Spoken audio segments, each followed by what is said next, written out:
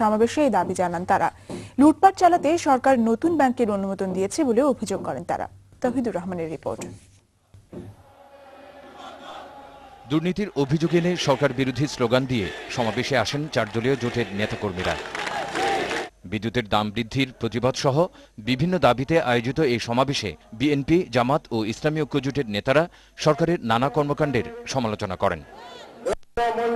বিএনপির ভারপ্রাপ্ত মহাসচিব মির্জা ফখরুল ইসলাম আলমগীর বলেন, স্থায়ীভাবে না করে দুর্নীতির মাধ্যমে কুইক রেন্টাল পদ্ধতিতে বিদ্যুৎ উৎপাদন করছে সরকার।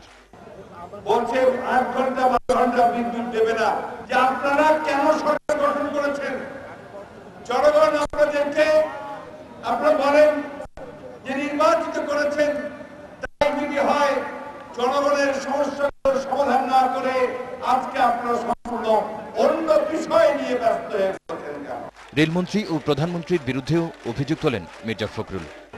আপনার সরকারের এই মন্ত্রীরা যদি দুর্নীতি করতে পারে, এই দুর্নীতির যদি সঠিক ব্যাখ্যা দিতে না পারে, তাহলে অবশ্যই সকল দুর্নীতির দায় নিয়ে প্রধানমন্ত্রীকে পদত্যাগ করা হবে।